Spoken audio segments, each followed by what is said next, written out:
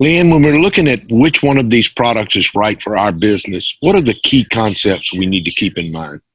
So kind of the first core concept is remember that these programs are intended to help businesses with expenses that their revenue during this time period is not covering. Okay, it's not to replace lost income. It's not to get additional monies. It's to cover expenses that you're not able to cover because you've been impacted by this disaster. Fundamentally, you have to have been in an area that's been declared a disaster because of COVID, and or you have to show that you've had an economic downturn because of it. The second one is don't double dip.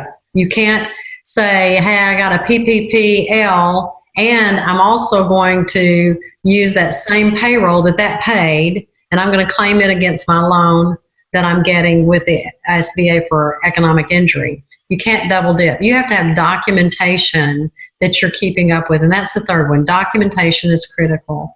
You want to track what you expended and how you expended it for your business and how you were impacted by the disaster. Those are the things. You have to be able to show how you were impacted. Revenue went down.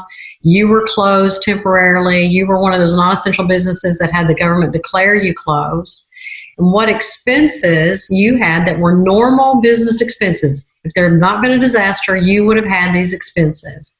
And you can't cover it because you don't have the same revenue stream that you would have had there not been a disaster. So the idea is this is to help businesses that need help and for you not to double dip.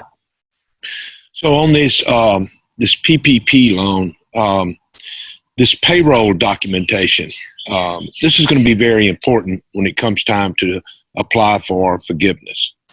Right. You have to document that of that loan, 75% went to payroll, that your payroll didn't change from March 25th, and that you didn't spend more than 25% on other items. And so you'll need all that documentation, time cards, payroll reports, those kinds of things are going to be very important.